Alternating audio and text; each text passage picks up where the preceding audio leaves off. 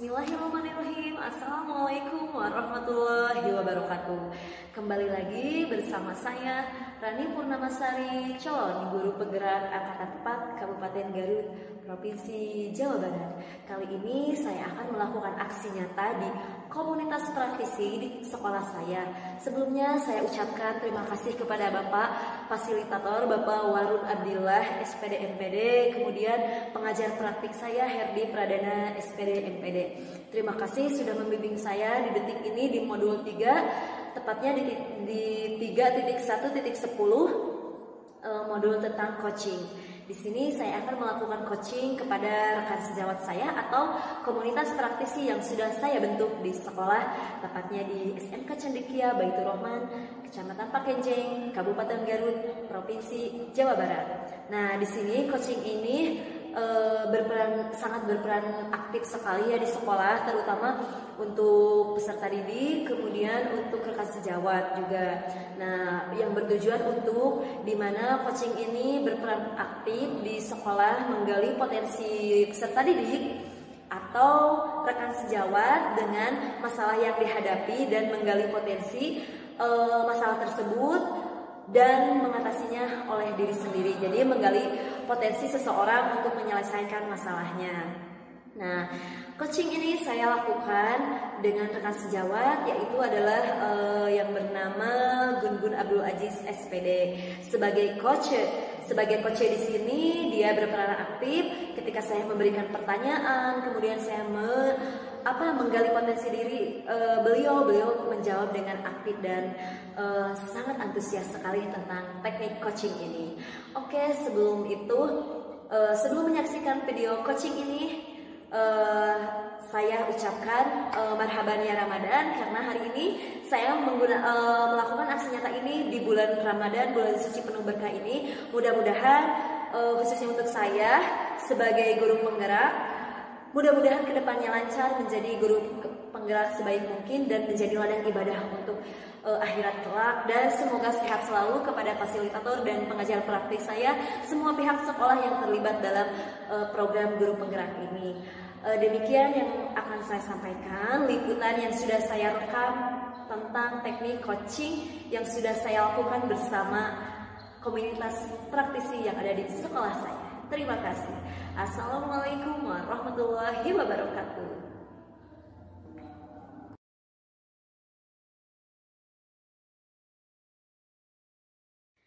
Assalamualaikum, selamat siang Pak Gun. Siang.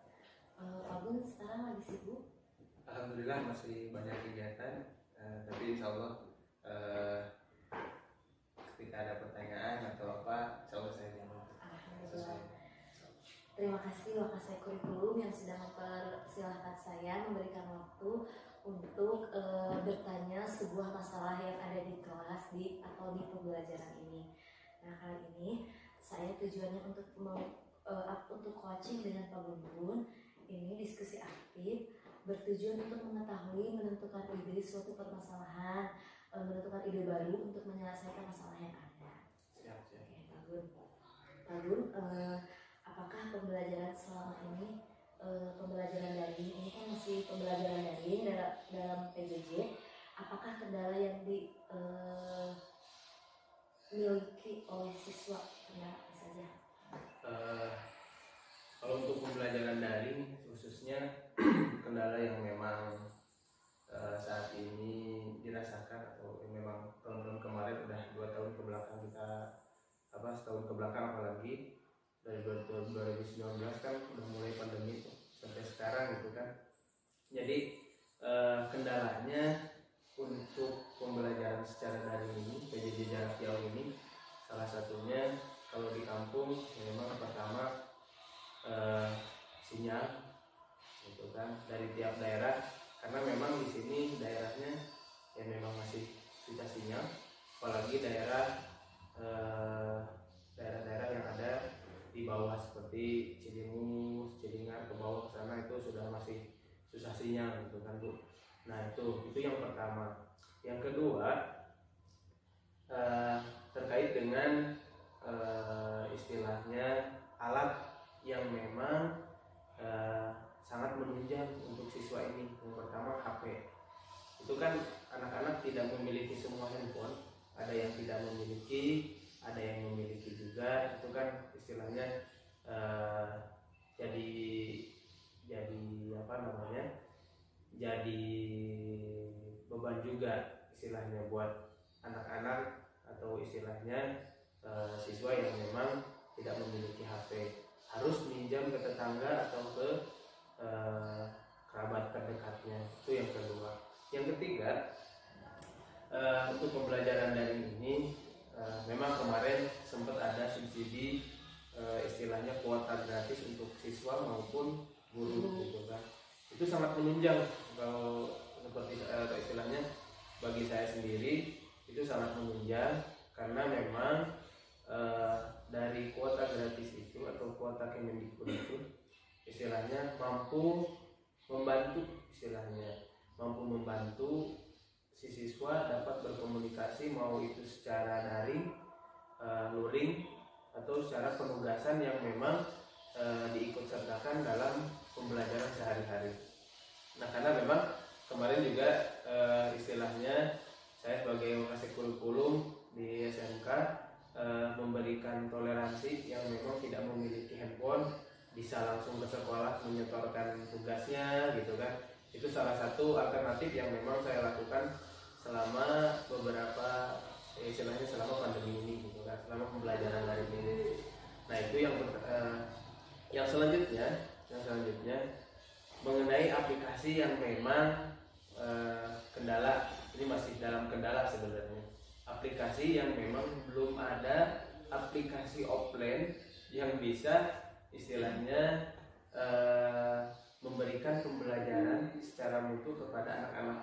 Contoh, aplikasi offline di sini kan istilahnya aplikasi pembelajaran yang memang bisa dikirim atau istilahnya anak-anak bisa langsung ada melalui aplikasi tersebut.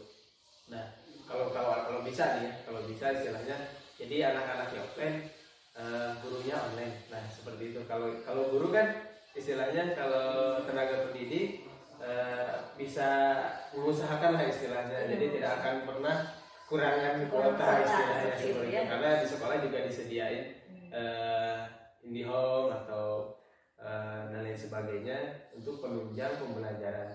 Namun itulah yang memang realita di lapangan sering terjadi, karena memang di kita istilahnya daerahnya, teritorialnya itu memang jauh dari jaringan internet yang memang sempurna.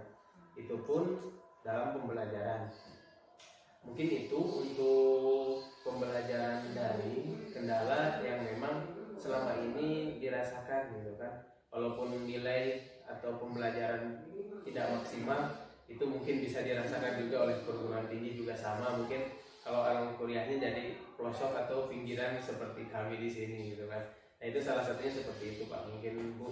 Jadi istilahnya kendalanya yang memang seperti itu. Itu mungkin.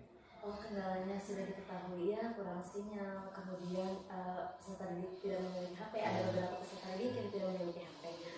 Oke, Pak Gun-gun, apa harapan hasil akhir ketika Pak Gun-gun sudah tadilah memiliki solusi, yaitu kuota Kemendikbud? Apa harapan hasil akhir kedepannya ketika diberikan bantuan kuota untuk memperlancar, memperkuat pembelajaran di daring ini? Apa harapan hasil akhir yang Pak Gun-gun harapkan ke depannya? Harapan saya sih sebenarnya pandeminya beres saja itu. Itu yang pertama harapan saya. Pandeminya beres. Pandeminya itu. Harapan saya itu. Pandeminya beres, tidak ada lagi pandemi, terus istilahnya mereka bisa tatap muka, karena memang secara mental atau secara istilahnya di lapangan kita bisa melihat tanpa adanya istilahnya pertemuan tatap muka, tidak ada istilahnya, jadi kejenuhan itu ada di siswa, ada di guru juga ada.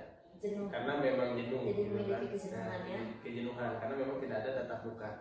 Nah, harapan saya ke depannya Yang pertama tadi pandeminya beres, yang kedua penunjang istilahnya penunjang pembelajaran kalaupun memang pandemi ini masih panjang, mudah-mudahan jangan gitu kan. Mudah-mudahan stop ya. Stop, berhenti gitu kan istilahnya seperti itu. Nah, jadi diharapkan sekolah atau istilahnya pemerintah khususnya yang memang dalam hal ini stakeholder yang ada di wilayah pun istilahnya mampu memberikan kontribusi yang baik buat anak-anak bangsa yang memang hari ini berjuang gitu kan, berjuang untuk meraih masa depan yang lebih baik, salah satunya dengan berjuang gitu kan, berjuang untuk meraih masa depan yang lebih baik, salah satunya dengan perbaikan atau istilahnya pemberian alat-alat teknologi yang memang bisa digunakan oleh anak-anak khususnya di bidang IT istilahnya seperti itu. Kalau harapan saya ke depannya ya harapan ke depannya seperti itu mungkin Bu. Nah sekarang setelah mengetahui harapan kemudian tindak lanjut, nah saya akan bertanya lagi, apa ada keberhasilan bersama? Kemudian Pak Gun barusan bercerita tentang apa sih kuota dan pembelajaran daring, kemudian ada luring, ada PJJ dan lain sebagainya. Nah di sini saya akan bertanya, apa ada keberhasilan bersama selama ini dalam pembelajaran, baik itu dari rekan guru, kemudian stakeholder yang ada di daerah kita ataupun lebih lingkup sekolah ini, apa ada keberhasilan bersama di pembelajaran selama ini? Alhamdulillah Bu, kalau untuk keberhasilan mungkin kalau dipresentasikan persen gitu kan itu 50% dari 50%. Biasanya kita melaksanakan tatap muka, karena memang sekarang alhamdulillah dari pemerintahan setempat pun contohnya desa atau kecamatan itu sudah bisa membuka akses untuk anak-anak sekolah bisa mengikuti apa istilahnya bisa ikut nebeng wifi atau istilahnya ikut belajar di desa ataupun di kecamatan yang terdekat gitu. Itu salah satunya memang membantu, sangat membantu di pemerintahan sendiri. Nah kalaupun capaiannya ke depan mudah-mudahan itu diperbanyak Pak, kalau bisa istilahnya Bu di tiap RT atau di tiap RW ada memang istilahnya wifi gratis untuk anak-anak belajar. Itu sangat menunjang istilahnya capaian ke depan, karena memang kalaupun menggunakan paket data ya tadi, jadi istilahnya sinyalnya itu kadang bagus kadang jelek gitu kan. Nah apalagi kalau dikasih mati lampu sudah tidak bisa mengerjakan tugas sama sekali. Jadi tidak mengerjakan tugasnya kalau nggak ada akses internet, apalagi mati lampu. Ya Pak Gun, saya sudah mendengarkan analisa dan evaluasi. Kemudian sekarang saya bertanya kembali, apa pilihan Pak Gun yang paling efektif menurut Pak Gun?